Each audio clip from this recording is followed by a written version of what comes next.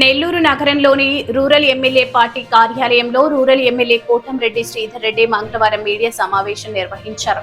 ఈ సందర్భంగా శ్రీధర్ రెడ్డి మాట్లాడుతూ భిన్న కులాలు, భిన్న మతాలు ఉన్నటువంటి భారతదేశంలో కులాలు, మతాలు, ప్రాంతాలు వేరైనా భిన్నత్వంలో ఏకత్వంగా కలిసిమెలిసి ఉండే వసుదైక కుటుంబం భారతదేశమని, అలాంటి దేశంలో పుట్టిన మనం మన మతాన్ని ప్రేమిస్తూ పరమతాలని గౌరవించాలని సూచించారు. ఈ విషయంపై మాజీ ముఖ్యమంత్రి జగన్మోహన్ రెడ్డి బేషరతుగా క్షమాపణలు చెప్పాలని కోరారు.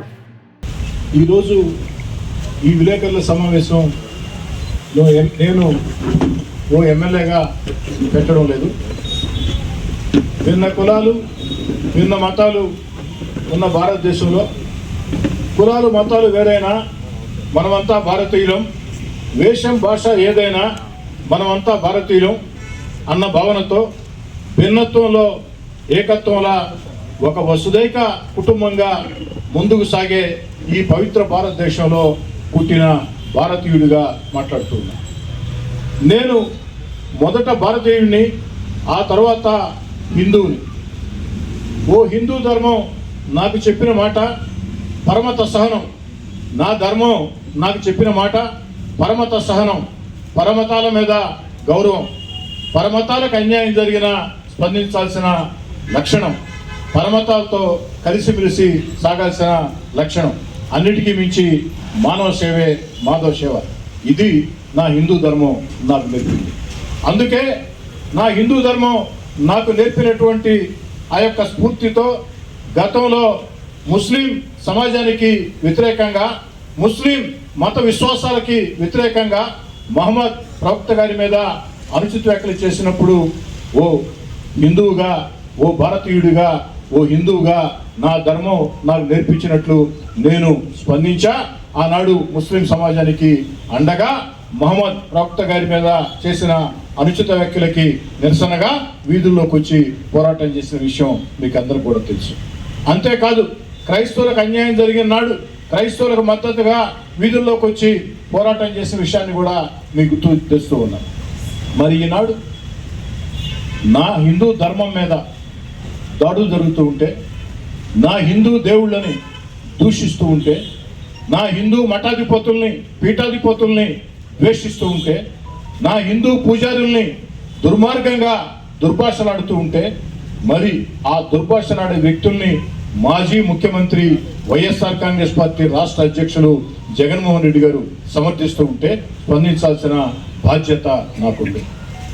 నా దేశం ఓ భగవద్గీత, నా దేశం పవిత్ర పావన గంగా, నా దేశం అగ్ని పునీత సీత, నా దేశం వేదాంత ఘోష, నా దేశం కరుణాంతరంగ.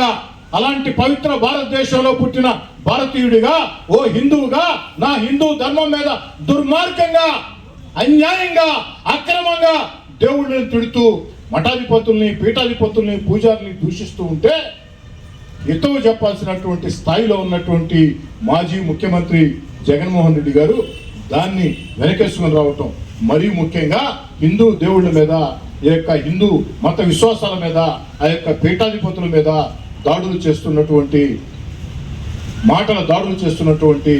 ప్రశ్న జోసెఫ్ రావణ్ గారిని ఎలా సమర్థిస్తారు జగన్ గారు, మీరు అడుగుతున్నారు.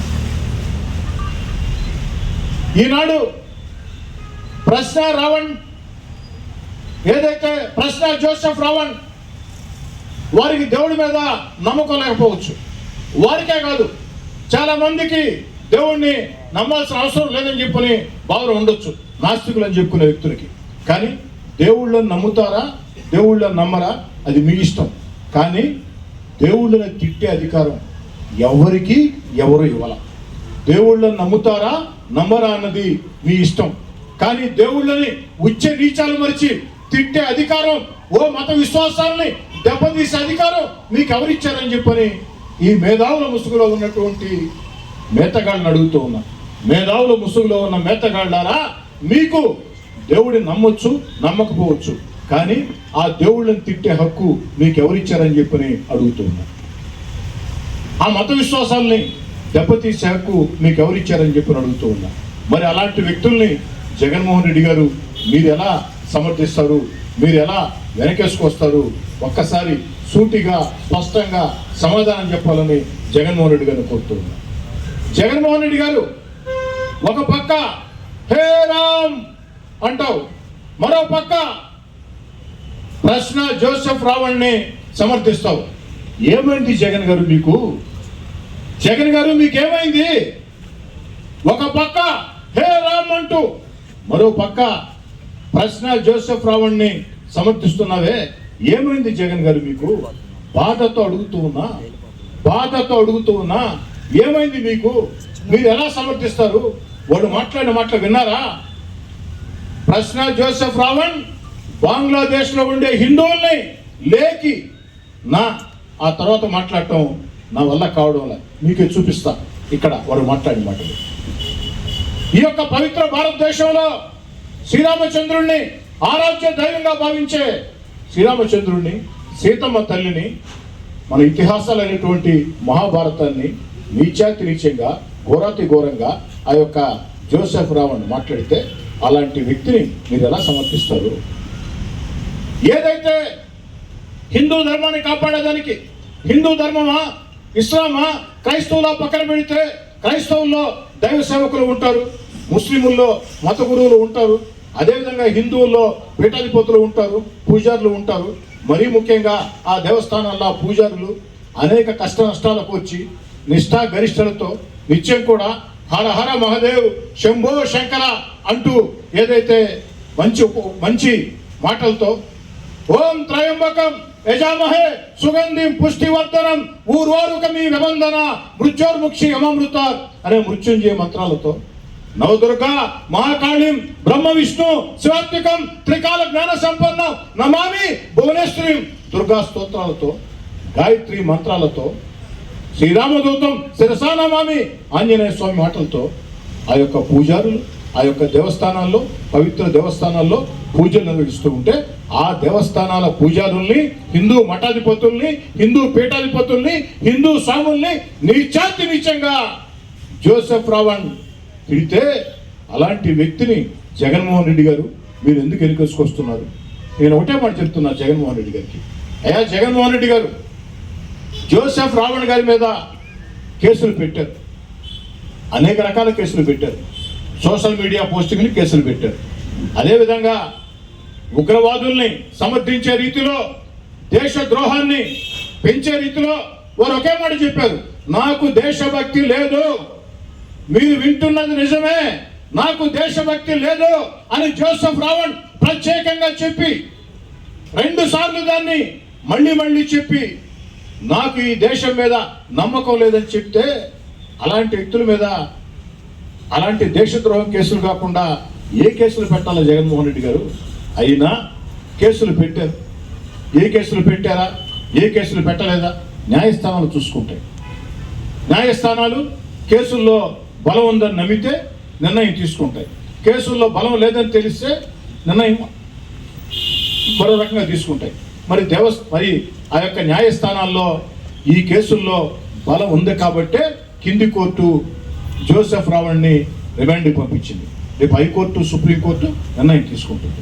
కానీ దాన్ని న్యాయస్థానాలకు వదిలేద్దాం, న్యాయస్థానాలకు వదిలేద్దాం. కానీ మీరు అలాంటి వ్యక్తిని సమర్థిస్తూ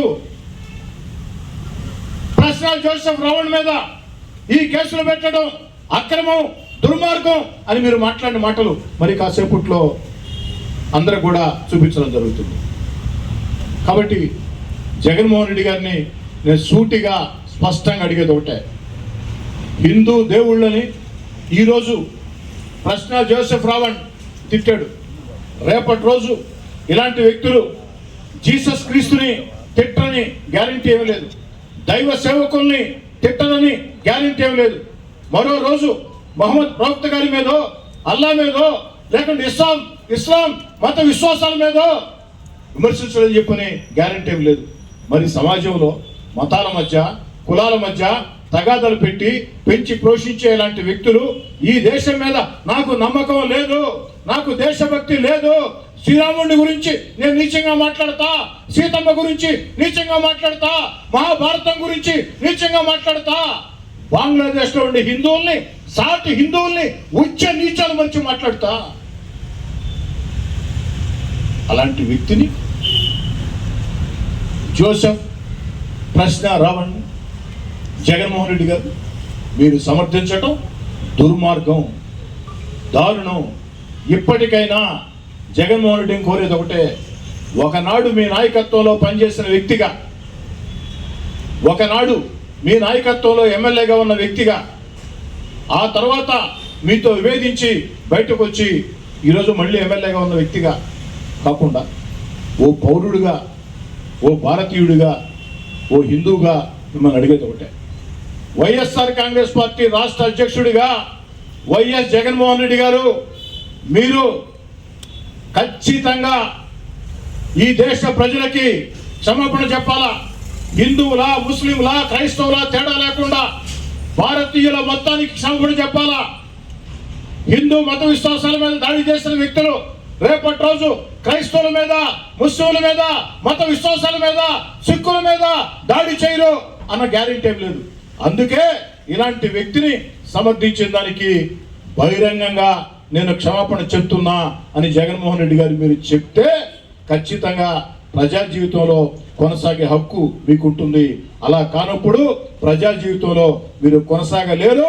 మీ ప్రజా జీవితంలో మీ యొక్క రాజకీయాలకి ప్రజలే ఖచ్చితంగా ఫుల్ స్టాప్ పెడతారు, కామా కాదు ఫుల్ స్టాప్ పెడతారని చెప్పని తెలియజేస్తుంది. సామాన్యులకు అందుబాటులో కార్పొరేట్ వైద్యం అందిస్తున్న ఎన్ఎల్ హాస్పిటల్స్ మేనేజింగ్ డైరెక్టర్ మరియు గుండె వైద్య నిపుణులు డాక్టర్ కులారి నాగేంద్ర ప్రసాద్, డైరెక్టర్ మెదడు మరియు నరముల వైద్య నిపుణులు డాక్టర్ లావణ్య కుంకాల ఆధ్వర్యంలో సామాన్యులకు అందుబాటులో కార్డియాక్ అండ్ న్యూరాలజీ సేవలు మరియు ఎమర్జెన్సీ అండ్ క్రిటికల్ సేవలు 24 గంటలు అందిస్తున్న ఎన్ఎల్ హాస్పిటల్స్ పీవీఆర్ కళ్యాణ మండపం ఎదురుగా మాగుంట లేఅవుట్, నెల్లూరు. సంప్రదించవలసిన నెంబర్లు 9966801108, 0961232888.